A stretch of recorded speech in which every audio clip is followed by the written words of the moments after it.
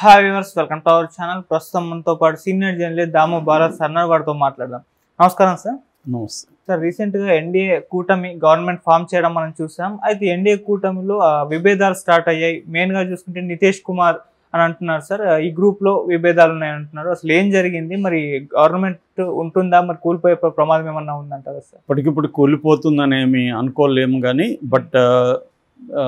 కొంత ఇబ్బందులు అయితే ఉన్నాయి ఎన్డీఏలో మామూలుగా అయితే మొన్న మాట్లాడుతూ నరేంద్ర మోడీ ఇది ఆర్గానిక్ అలయన్స్ అని, ఈ అలయన్స్ గతంలో జీవించిందని ఇలాగంతా కూడా మాట్లాడాడు. అట్లాగే మా అందరికి కూడా గరీబ్ కళ్యాణ్ అంటే పేదల కళ్యాణం అంటే పేదల అభ్యున్నతే మా అందరికి కూడా కామన్ అజెండా అని ఇలాగంతా ఆయన మాట్లాడారు. బట్ వీళ్ళల్లో చాలా ఇష్యూస్లో విభేదాలు వచ్చే అవకాశం ఉంది. ఎందుకంటే చంద్రబాబు నితీష్ వీళ్ళిద్దరు కూడా ఒక డిఫరెంట్ దీని నుంచి వచ్చిన వాళ్ళు. చంద్రబాబు కొంత నాన్ కమ్యూనల్ రిలీజియస్ కంటే నాన్ కమ్యూనల్ బ్యాక్గ్రౌండ్. బట్ బీజేపీతో ఆయన గతంలో కూడా పొత్తులు పెట్టుకున్నారు. కొన్ని విషయాల్లో బీజేపీని వ్యతిరేకించే పరిస్థితి కూడా ఎప్పటి నుంచో ఉంది. అంటే ఫర్ ఎగ్జాంపుల్ ముస్లిం రిజర్వేషన్లు చంద్రబాబు ఏమో ఖచ్చితంగా మేము కాపాడుతామని హామీ కూడా ఇచ్చాడు. కానీ వాళ్ళు ముస్లిం రిజర్వేషన్ తీసేస్తామని ప్రధానంగా మోడీ బలంగా తీసుకెళ్లాడు. మోడీ ఎప్పుడైతే యాంటీ ముస్లిం స్టాండ్ తీసుకున్న తర్వాత జరిగిన ఎలక్షన్ల ఫేజెస్ ఏవైతే ఉన్నాయో వాటిల్లో బీజేపీకి మంచి సీట్లు వచ్చాయనేది కూడా ఇప్పుడు కొంత విశ్లేషణలు వస్తున్నాయి. సో అదొక ప్రాబ్లం. అయితే లేటెస్ట్గా జేడీయూలో ఉండే బీహార్ నాయకుడు త్యాగి, ఆయన పేరు, ఆయన ఒక కేసీ త్యాగి ఆయన ఒక స్టేట్మెంట్ ఇచ్చాడు. అదేంటంటే మేము ఎన్డీఏకి అన్కండిషనల్ మద్దతు ఇస్తున్నాము అని చెప్తూనే ఆయన కొన్ని విషయాల్లో మేము విభేదిస్తున్నాం అని చెప్పాడు. అందులో ప్రధానమైంది అగ్నిపథ్ అనే ఒక స్కీమ్ తీసుకొచ్చింది బీజేపీ. అంటే ఈ త్రివిధ దళాలు ఏవైతే ఉన్నాయో army and navy and air force, వీటిలో కొన్ని సంస్కరణల్ని అది సూచిస్తుంది. ఆ సంస్కరణల్ని చాలామంది సీనియర్ మిలిటరీ లీడర్స్ కూడా వ్యతిరేకించారు, వాళ్ళ ఫ్యామిలీస్ కూడా వ్యతిరేకించాయి. దీన్ని ఎప్పుడో రాహుల్ గాంధీ వీళ్ళు కూడా గట్టిగా వ్యతిరేకిస్తున్నారు ఇండియా కూటమి. సో ఇప్పుడు త్యాగి కూడా దాన్ని మేము వ్యతిరేకిస్తున్నాము అని చెప్పాడు. అట్లాగే ఉమ్మడి పౌరస్మృతి అంటే మన ఈ ఉమ్మడి పౌరస్మృతిని మేము సమర్థిస్తాం కానీ దాంట్లో చాలా మార్పులు కావాలి అనేది అంటున్నారు. అంటే ఉమ్మడి పౌరస్మృతి విషయంలో కూడా ప్రాబ్లమ్స్ ఉంది. అట్లాగే యూసీసీ సిటిజన్షిప్ అమెండ్మెంట్ యాక్ట్ అనమాట, సిఏ అంటే సిటిజన్షిప్ అమెండ్మెంట్ యాక్ట్. ఈ సిఏ విషయంలో కూడా వీళ్ళకి విభేదాలు ఉన్నాయి. అట్లాగే ఈ త్యాగి చెప్తున్నది ఏమంటే కులగణన అనేది కంపల్సరీగా ఉండాలి, కులగణన చెయ్యాలి అని మేము డిమాండ్ చేస్తున్నాం అంటున్నాడు.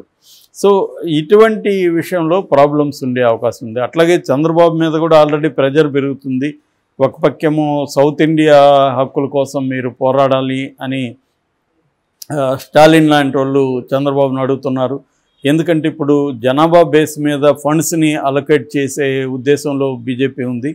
అటువంటి అలొకేషన్లో కానీ వస్తే సౌత్ ఇండియా దెబ్బతినే అవకాశం ఉంది. ఎందుకంటే సౌత్ ఇండియా స్ట్రిక్ట్గా జనాభా నియంత్రణ అమలు చేస్తుంది, నార్త్ ఇండియా అమలు చేయట్లేదు అనేది ఎప్పటి నుంచో విమర్శలు ఉన్నాయి. ఆ రకంగా జనాభా ప్రాతిపదిక మీద కానీ ఫండ్స్ అలొకేషన్ కానీ పెడితే సౌత్ ఇండియా ఇబ్బంది పడే అవకాశం ఉంది. దాన్ని ఖచ్చితంగా చంద్రబాబు వ్యతిరేకించాల్సిన అవసరం ఉంటుంది. ఎందుకంటే చంద్రబాబు మీద కూడా ప్రెజర్ పెరుగుతుంది. అట్లాగే లోక్ జనశక్తి అంటే మన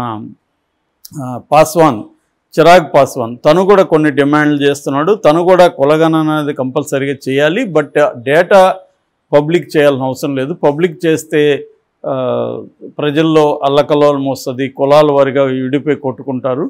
డేటా ప్రజల్లోకి వద్దు కానీ కులగణన అయితే కంపల్సరీ అవసరం. ఎందుకంటే ప్రభుత్వం దగ్గర ఈ డేటా ఉంటే ఆ డేటాను బట్టి ప్రభుత్వం వివిధ స్కీముల్ని వివిధ కులాలకి అప్లై చేయడానికి కుదురుతుందనేది ఆయన కూడా డిమాండ్ చేస్తున్నారు. సో ఇది బేసిక్గా కొన్ని భావజాలపరమైన విభేదాలకు సంబంధించిన అంశాలు. కాకపోతే మోడీ వీటి మీద కూడా ఏవైతే విభేదాలకు సంబంధించిన అంశాలు ఏవైతే ఉన్నాయో వాటి మీద మోడీ కూడా పట్టుబట్టే అవకాశం అయితే ఇప్పుడు కనబడలేదు.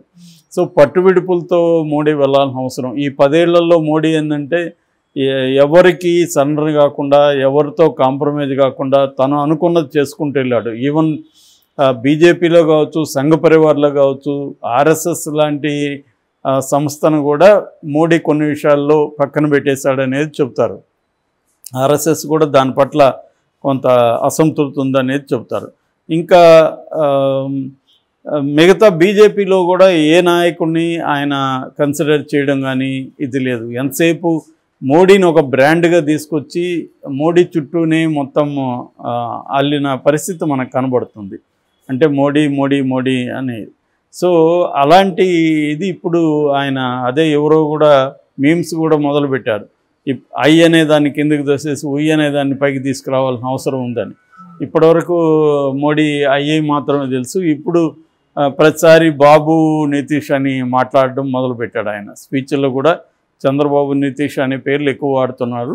అట్లాగే ఇంకా మిగతా చిన్న పవన్ కళ్యాణ్ లాంటి చిన్న చిన్న పార్టీలు కూడా ఉన్నారు. 2, 3, 4, 5 అలాగా ఉన్న వాళ్ళు కూడా ఉన్నారు. సో వీళ్ళందరి డిమాండ్లు కూడా చేయాలి. ఇది భావజాలపరమైంది. అది కాకుండా పర్సనల్ విషయాలు అంటే ఈ పార్టీలు ఫర్ ఎగ్జాంపుల్ మంత్రివర్గంలో ఏమేమి డిమాండ్ చేస్తున్నాయి. తెలుగుదేశం ఏమో దాదాపు ఒక 6 శాఖల్లో కనీసం 3 క్యాబినెట్ ర్యాంకు, 3 స్టేట్ ర్యాంకు ఈ మంత్రుల్ని డిమాండ్ చేస్తున్నట్టుగా వాళ్ళు అడుగుతున్నారు. జలశక్తి కావచ్చు, వ్యవసాయం కావచ్చు, ఏంటి కీ శాఖలు, ఆకాశయానం కావచ్చు, ఇలాంటివి. ఎందుకంటే కొన్ని ఫండ్స్ని తెచ్చుకోవాలి కేంద్రం నుంచి అంటే వేరే వాళ్ళు మినిస్టర్లుగా ఉంటే ఇబ్బంది అవుతుంది. ముఖ్యంగా ఇప్పుడు ఫర్ ఎగ్జాంపుల్ మనకి పోలవరాన్ని కేంద్ర ప్రాజెక్ట్, అది జాతీయ ప్రాజెక్టు. పోలవరానికి ఫండ్స్ వాళ్ళు ఇస్తే కానీ అది కంప్లీట్ కాదు. సో దానికి ఫండ్స్ తేవాలంటే అక్కడ జలవనరుల శాఖ మందే ఉంటే మనకు ఈజీ అవుతుంది అనేది చంద్రబాబు ప్లాన్. దీనికి కాంపిటీషన్ ఉంది. ఆల్రెడీ నితీష్ కుమార్ కూడా ఈ శాఖలను కొన్ని అడుగుతున్నారు. ఆల్రెడీ కుమారస్వామి అసలు మా పార్టీనే వ్యవసాయ పార్టీ, వ్యవసాయ ఆధారంగానే మేము పనిచేస్తుంటాము, సో కాబట్టి మాకు వ్యవసాయ శాఖ కావాలని మేము కోరుకుపోతున్నామని ఆయన కూడా ప్రకటించాడు.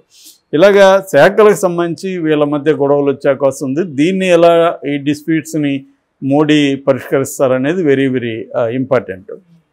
ఇక ప్రత్యేక హోదా ఆంధ్రప్రదేశ్ అసలు మోడీ నుంచి చంద్రబాబు బయటకు వచ్చిందే ప్రత్యేక హోదా ఇవ్వలేదని 2018లో.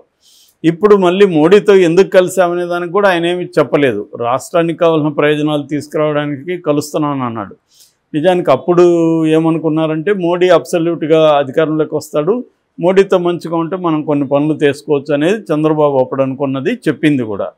కానీ ఇప్పుడు చూస్తే అసలు మోడీని కంట్రోల్ చేసే శక్తే చంద్రబాబుకు వచ్చింది కాబట్టి ఈజీగా ఇప్పుడు తెచ్చుకోవచ్చు. అందుకని ఇప్పుడు ఏంటంటే చంద్రబాబు మీద ఆంధ్రప్రదేశ్లో ప్రెజర్ ఎలా ఉందంటే ప్రత్యేక హోదా అడగండి అని ఆల్రెడీ జేడీ లక్ష్మీనారాయణ కానీ లేకపోతే శ్రీనివాస్ లాంటి వాళ్ళు కానీ వీళ్ళందరూ కూడా డిమాండ్ పెట్టడం మొదలుపెట్టారు. సో అందువల్ల ఈయన ప్రత్యేక హోదా అడగాలి. At the same time already Bihar కూడా వెనకబడింది, బీహార్కి కూడా ప్రత్యేక హోదా వేయండి అని నితీష్ కుమార్ యాదవ్ కూడా మాట్లాడుతున్నాడు. సో ఒకరికిచ్చి ఒకరికి ఇకపోతే కుదరదు. అందుకని మోడీ ముందున్న ఆప్షన్ ఏంటంటే ఏదో ఒక ప్రత్యేక హోదా కాకుండా ప్యాకేజ్ ఒకటి, బుందేల్ఖండ్ తరహా ప్యాకేజ్ ఒకటి ఇద్దరికి ఇవ్వాల్సిన అవసరం ఉంటుంది. దానికి మరి ఫండ్స్ సపోర్ట్ చేస్తుందా అనేది కూడా పెద్ద క్వశ్చన్. ఒకవేళ వీళ్ళిద్దరికి ఇస్తే మిగతా రాష్ట్రాలు కూడా ఆందోళన చేసే అవకాశాలు ఉన్నాయి. సో అదొక ప్రాబ్లం. అట్లాగే స్పీకర్ పట్టుబడుతున్నారు. స్పీకర్ కూడా మాకు కావాలని ఇటు నితీష్ కుమార్ కానీ ఈయన చంద్రబాబు కానీ అడుగుతున్నారు. ఎందుకంటే వాజ్పేయి పీరియడ్లో కూడా చంద్రబాబుకు 2 పోస్టులు ఉన్నాయి. ఒకటేమో ఎన్డీఏ కన్వీనర్, ఇంకోటి స్పీకర్గా మనకి జీఎంసీ బాలయోగి అప్పుడు ఉన్నారు. సో ఇప్పుడు మళ్ళీ అదే డిమాండ్ చేసే అవకాశం ఉంది. కానీ ఇప్పటికైతే అందుతున్న వార్తల ప్రకారం స్పీకర్ అయితే చంద్రబాబుకి ఇచ్చే పరిస్థితి లేదు.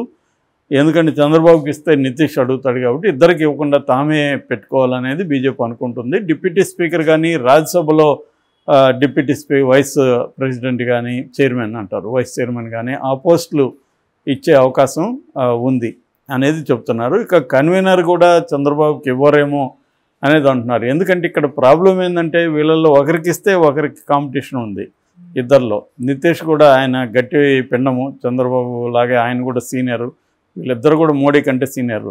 కాబట్టి ఈ విభేదాల్ని ఎలా పరిష్కరిస్తారు, ఇవి పెద్దవి కాకుండా ఎలా చూసుకుంటారు అనే దాని మీద ఆధారపడి ఎన్డీఏ ప్రభుత్వం ఉంది. ఇప్పటికిప్పుడు వీళ్ళిద్దరూ బయటకు వచ్చే పరిస్థితి లేదు, కానీ డేంజర్ సిగ్నల్స్ అయితే కనిపిస్తున్నాయి. అది okay sir, thank you so much.